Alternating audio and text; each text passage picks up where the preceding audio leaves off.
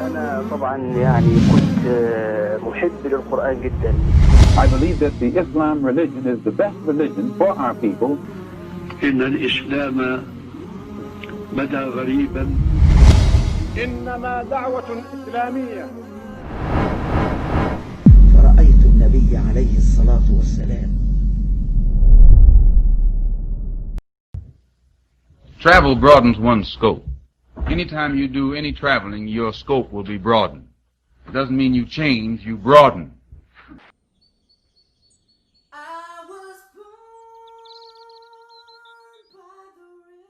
Malcolm Little was born in Omaha in 1925. He was one of 6 children born to Earl Little and Louise Little. Malcolm's father was a Baptist preacher, and his mother was a writer for Marcus Garvey's newspaper. But due to their defiant stance against racism and their staunch activism within the black community, the family was compelled to abandon their home and to relocate to Milwaukee in 1926. But shortly thereafter, circumstances compelled them to relocate once more. This time, they settled in Lansing, Michigan. You were born in Omaha, is that right? Yes, sir. And your family left Omaha when you were what, 1 year old? I imagine about a year old. And why did they leave Omaha? Well, to my understanding, the Ku Klux Klan burned down one of their homes in Omaha. This, had a lot of Ku this Klux made Klan. your family feel very unhappy, I'm sure. Well, insecure, if not unhappy.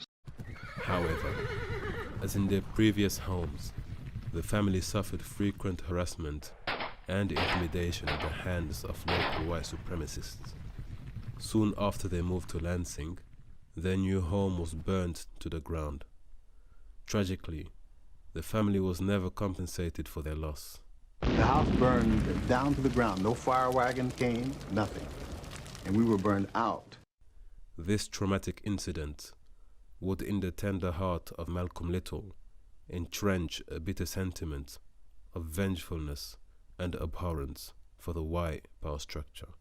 Unfortunate as it was, this tragedy was not to be the last for Malcolm or for his family.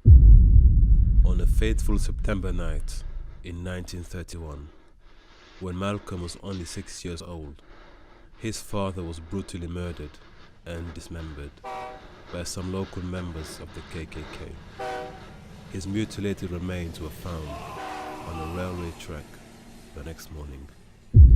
The homicide was dismissed by the authorities and officially ruled to be a mere accident. Some even implied that Malcolm's father had in fact committed suicide. But Malcolm, now a 6-year-old orphan, would grow up with the conviction that his father was murdered by a group of white supremacists. The incident was not a novelty to Malcolm or to his siblings, as 3 of their uncles had already been killed by racist thugs. In 1938, 7 years following the murder of his father, Malcolm's mother suffered a nervous breakdown and was sent to a mental unit in Kalamazoo State Hospital. She remained there for almost a quarter of a century, secluded from her home and from her family. Sadly, resulting from this painful course of events, Malcolm and his siblings would be split up and sent to live in different foster homes. The young Malcolm excelled at West Junior High, where he was the only black student in attendance. In fact, during the 7th grade, he was elected class president. However, he left school and abandoned his studies in the 8th grade, when his English teacher had informed him that black boys could not become lawyers. Such were the accepted norms of society. Understandably, Malcolm felt that the white world afforded no place for an intelligent and industrious black man, regardless of his ambitions and aptitude. Having dropped out of school at the age of 14, Malcolm sought new opportunities in Boston, where he settled with his half-sister Ella. She resided in the middle-class locality of Roxbury. Then after a short time in Boston, Malcolm moved to Harlem in New York in 1943. Soon after his arrival in Harlem, the young Malcolm became acquainted with the underground scene and became an initiate in the dark underworld of drug dealing, gambling, extortion, robbery and pimping. Malcolm was dazzled by the nightlife in downtown Harlem, which he used to call the Technicolor Bazaar. Well, he had the reputation as being a hustler. And he was a street person, but he was a hustler. At only 17 years of age, Malcolm already had a street reputation and a significant network of criminal contacts in Harlem. As his profile developed in Harlem, Malcolm operated under a street name of Detroit Red. He was called Red because of the reddish hair he inherited from his Scottish grandfather. But by 1946, at the age of 20, Malcolm was convicted on charges of burglary. He was sentenced to 10 years imprisonment. He eventually served 7 years at Charlestown State Prison and was released in 1952. As a prisoner, Malcolm soon earned himself the nickname of Satan. He was called Satan because of his intense hatred for God and religion. In prison, Malcolm met a man called John Bembry, who was commonly known as Bimby. Malcolm had a profound respect for Bimby, who was a self-educated convict who had reformed himself and taken to serious studies while in prison. Under the guidance and encouragement of Bimby, Malcolm had developed an appetite for books that can only be described as Epicurean in proportions, and such literary indulgence that eventually led to his weakening eyesight and heavy stigmatism, subsequently resulting in his much-needed use of glasses for the rest of his life. Yet despite this setback, Malcolm consumed knowledge like a desert rose consumes sunlight. By the time he served his sentence, Malcolm had read large volumes of classical text. He had engaged in many prison debates with visiting scholars from Harvard and MIT. That's when Malcolm's name and fame started spreading amongst the prison population. And that's when the population started to grow at the debating classes. Most of the fellas used to come over out of curiosity just to hear him speak. During his 7 years in prison, Malcolm received a letter from his brother Filbert, informing Malcolm that he had discovered the natural religion for the black man. Filbert and the rest of Malcolm's siblings had by now joined a movement called the Nation of Islam, and they were now inviting Malcolm to also join them. So I wrote to Malcolm and told him about, I said to him if he would believe in Allah, that he would get out of prison. And that's all I wrote, because I know he had very low tolerance for religion, and I didn't intend to lose that tolerance. But to this invite, Satan responded with fierce opposition. A short while following the first correspondence, Malcolm received another letter. This time, it was from his brother, Reginald. Malcolm thought that the letter was some kind of clever strategy or a hype written in coded language to help him escape prison. This feeling of excitement gave him much hope and enthusiasm.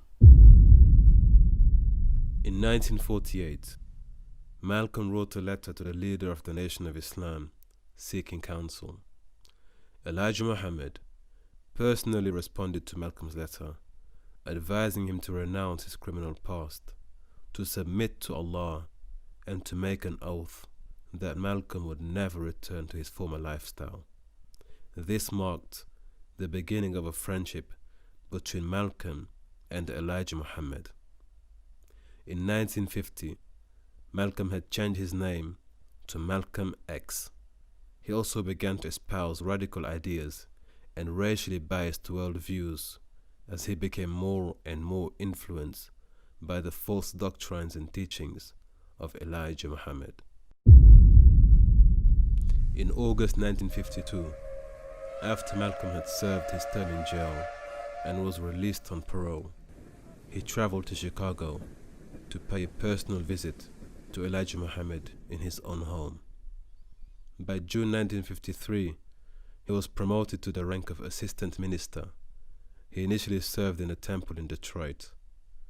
Later that year, he established a new temple in Boston, and by March 1954, he established another temple in Philadelphia. Then just 2 months later, he was promoted once more. This time, he was given the leadership of Temple Number 7 in Harlem. Malcolm successfully recruited many supporters and new converts to the Nation of Islam.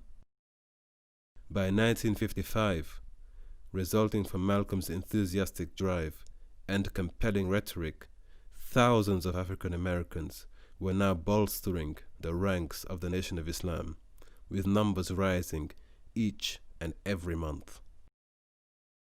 Alarmed by the rapid rise of Malcolm X, the FBI soon opened a file and began to monitor his progress. Malcolm was credited with the organization's dramatic increase in membership, from 500 members to over 45,000 members in a short period of time, during which he was initiated as a minister within the movement. Malcolm even inspired the young boxer Cassius Clay, later to be known as Muhammad Ali, encouraging him to join the Nation of Islam way before he became the heavyweight world champion. And I just turned 22 years old. I must be the greatest. And in June 1963, Malcolm organized and headed the Unity Rally in Harlem, which was one of America's largest civil rights events. Later that year, the New York Times had reported that Malcolm X was now the second most popular speaker in the United States of America. Successful as he was, Malcolm's rising popularity and growing influence began to ruffle a few feathers and provoked some discontent from within the movement. Some members began to suspect that Malcolm was becoming even more influential than their leader, Elijah Muhammad. This jealousy and resentment would be the cause of a major rift between Malcolm X and Elijah Muhammad. On December the 1st, 1963, President Kennedy was assassinated in broad daylight. The nation was in deep mourning. In an interview following the assassination, when asked what his opinions were on the assassination of the president, Malcolm's response was frank and unapologetic. He expressed his opinion that it was a case of chickens coming home to roost.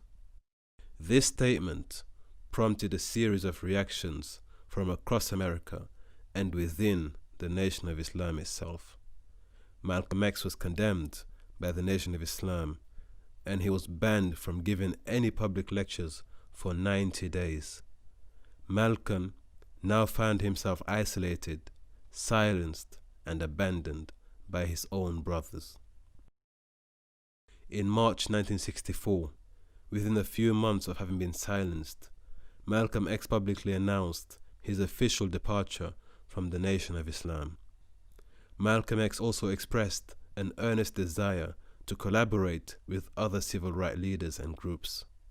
He then established the Organization for Afro-American Unity and founded the Muslim Mosque Incorporated. Soon after his exit from the Nation of Islam, several Sunni Muslims encouraged Malcolm to abandon the false doctrines of the Nation of Islam and to learn about the true Islam. Malcolm accepted their invitation, and after careful contemplation and consideration, he embraced Orthodox Islam. In April 1964, Malcolm X embarked on the Hajj, the sacred pilgrimage to the heartland of Islam in modern-day Saudi Arabia. A day following his arrival in Jeddah, Malcolm X was informed that the Crown Prince Faisal had extended a personal invite welcoming Malcolm as an honored guest of the kingdom. and in a gesture of brotherhood and kindness, Malcolm X was entertained and hosted by King Faisal himself following their Hajj ceremonies.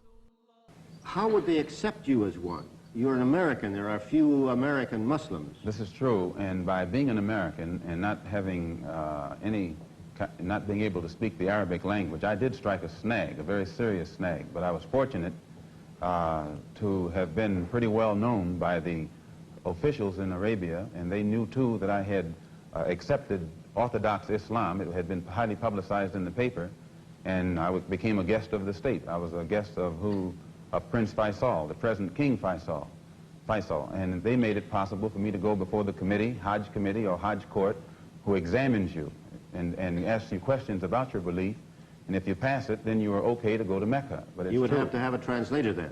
I had one.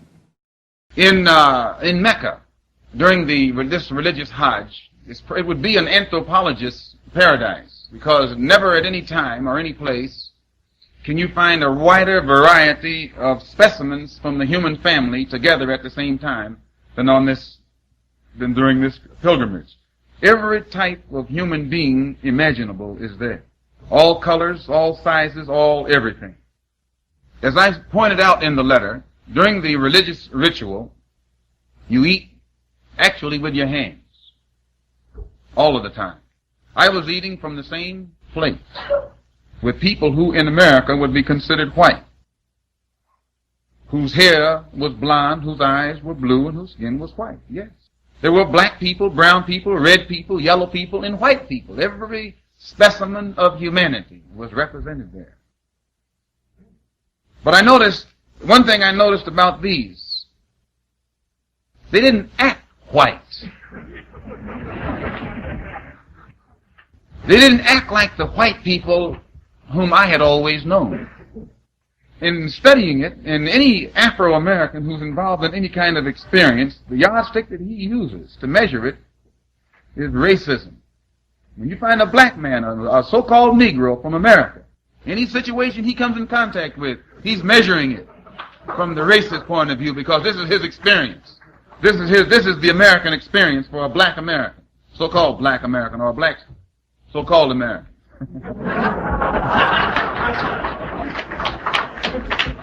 So I was studying the situation, and I was asking myself, well, what is the difference between these people and those whom I just left in America?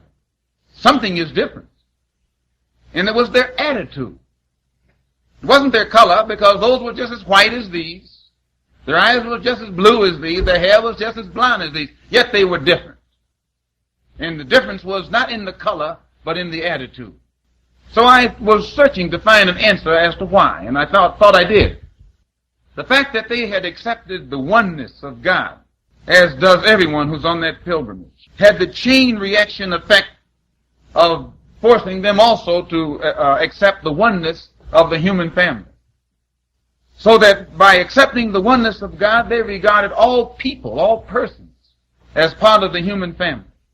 They didn't judge them by the color of their skin, but the different complexions present only represented the different complexions that go to make up the human family.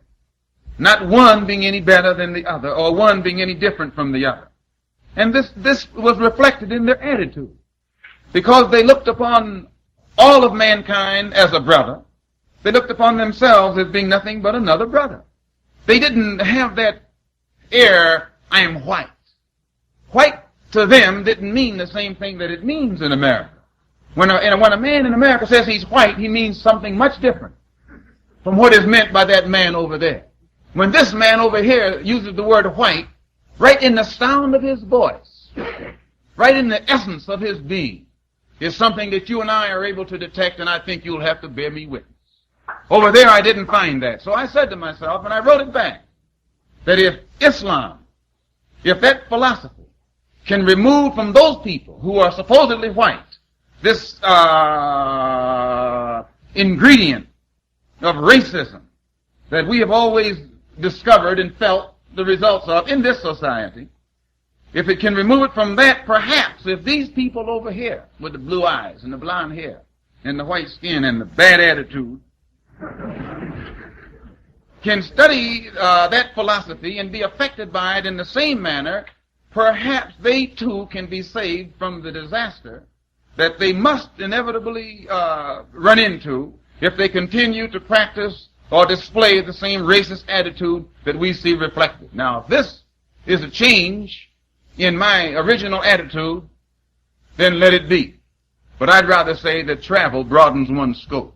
Do you feel that your message, apparent message of love that you brought back from Islam is the real reason they're after you, because you're not hating as hard as they want you to? Well, I never did hate anybody hard. But I do know that when I wrote that letter saying that there were white people in Mecca, it shook up a lot of Muslims, because most of the Muslims who follow Mr. Muhammad absolutely believed that it was impossible, physically impossible, I should say divinely impossible, for a white person to go to Mecca. And my trip there shattered that image, or that misconcept. Soon after his enlightened journey to Mecca, Al-Hajj Malik al-Shabazz, as he now came to be known in the Muslim world, embarked on a trailblazing tour of Africa.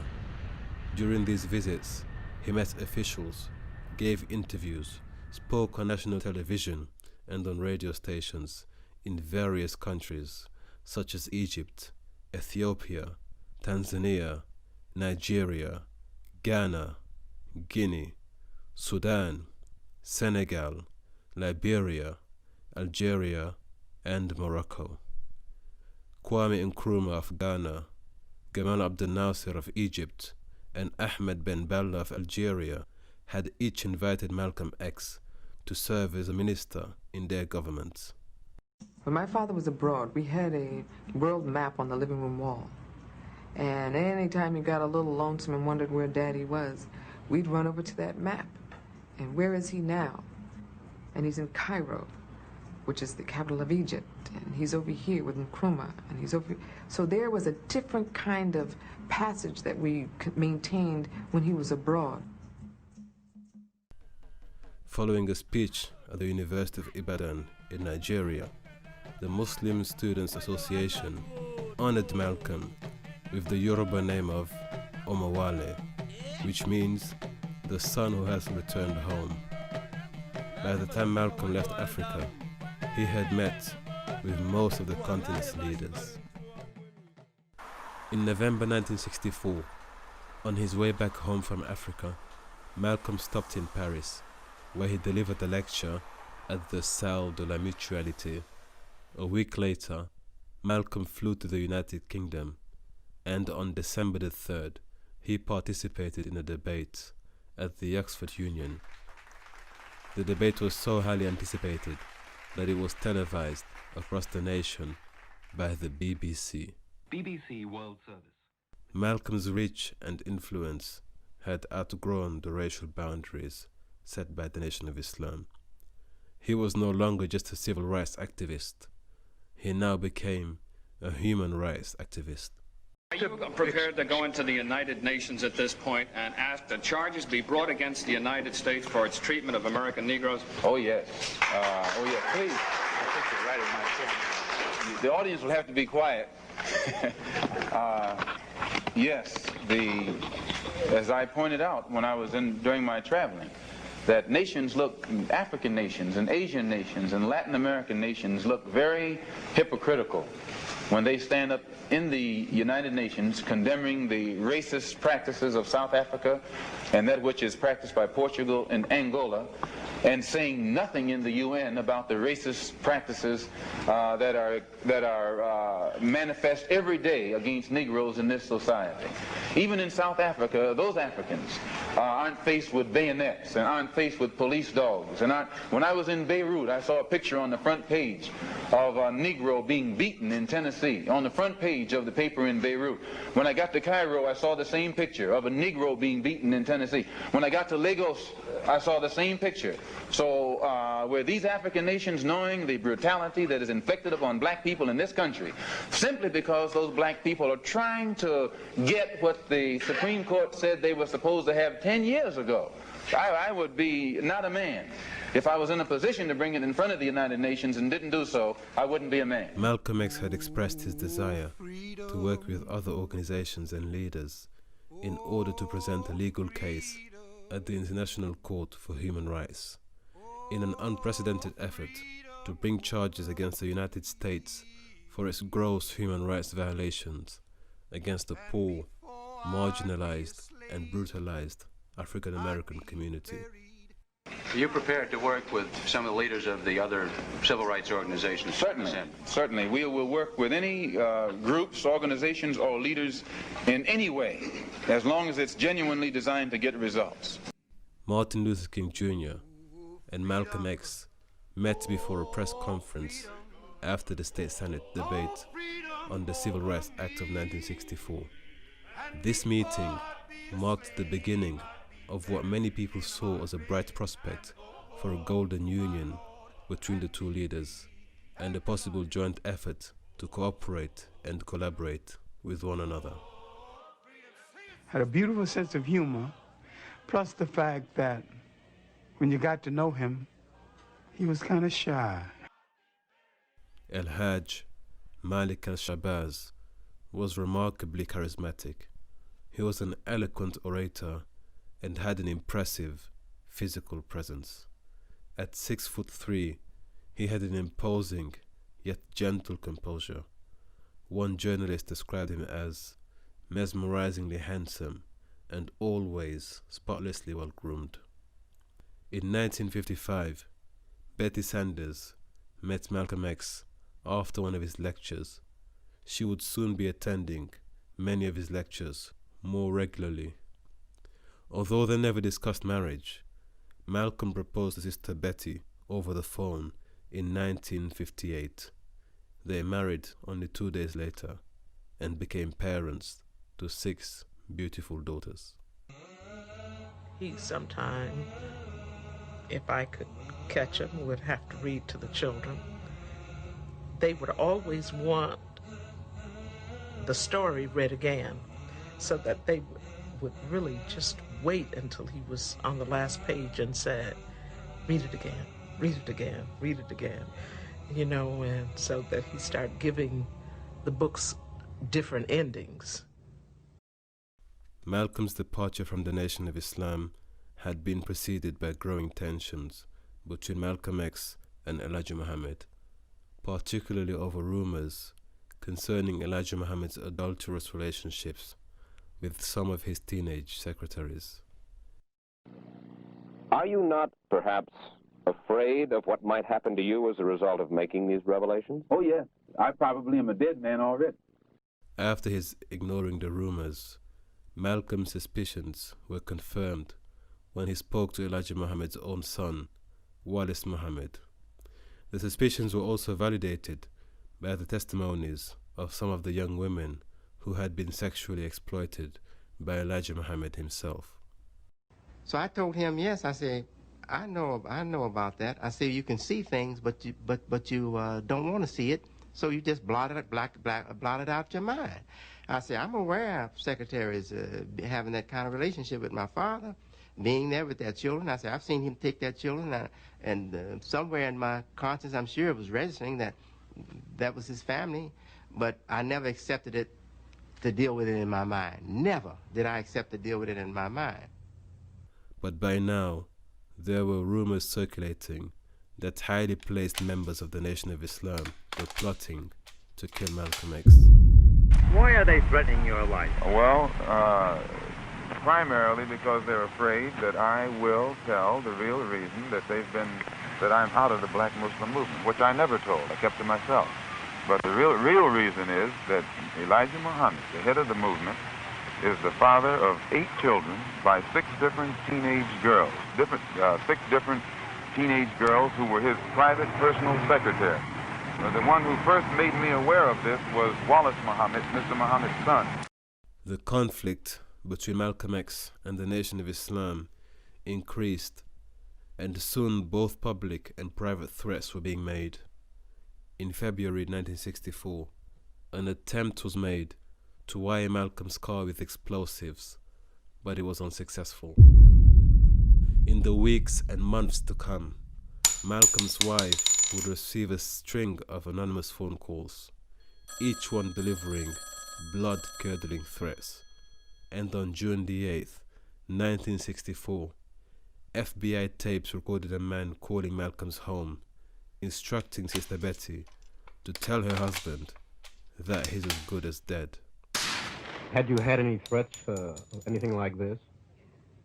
Had any threats? That's all I get is threats. I get not less than 6 or 7 threatening phone calls every day.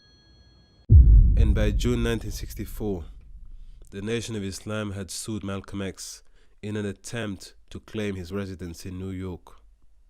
Sadly, Malcolm lost his home and the entire family was ordered to vacate the premises. But the Nation of Islam was not yet satisfied. So on February 14th, 1965, Malcolm's home was burnt to the ground. All of his children were asleep at the time. I wanted you to know that my house was bombed. It was bombed by the black Muslim movement upon the orders of Elijah Muhammad. Now they had come around, so they had planned to do it from the front and the back so that I couldn't get out.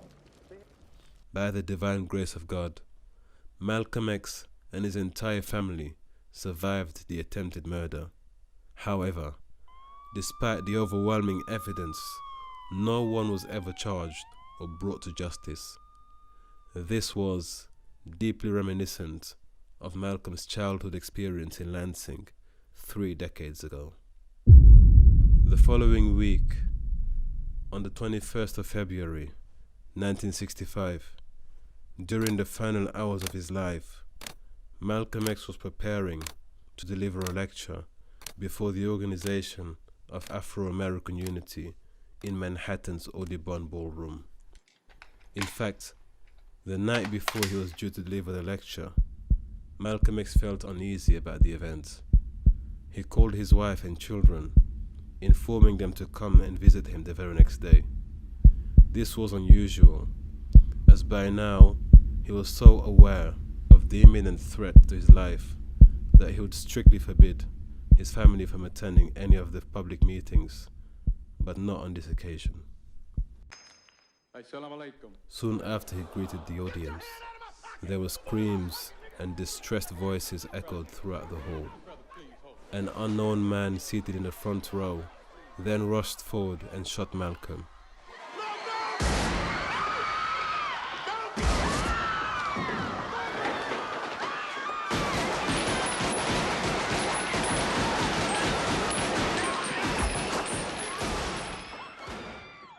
Malcolm X was pronounced dead at 3:30 p.m., shortly after arriving at Columbus Presbyterian Hospital.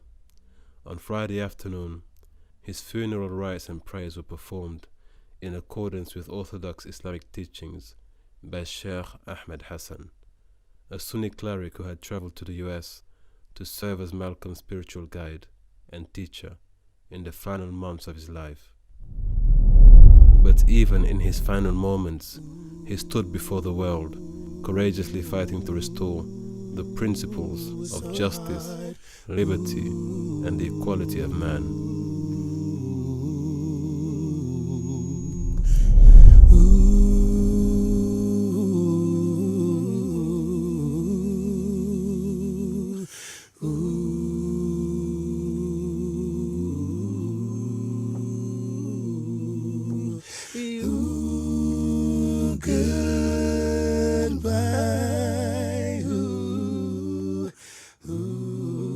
He went from a criminal operating in Harlem's underworld to becoming a world-class advocate for justice.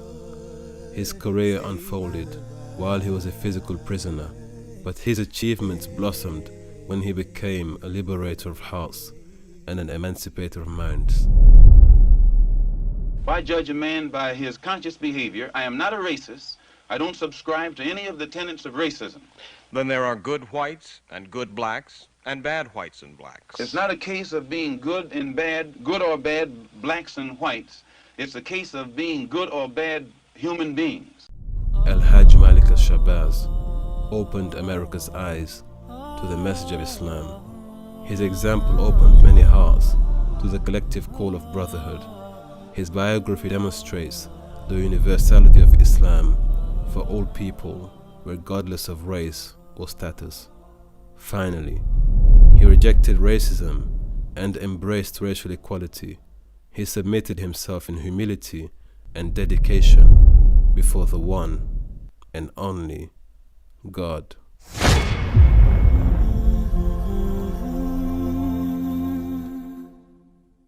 I'm a Muslim.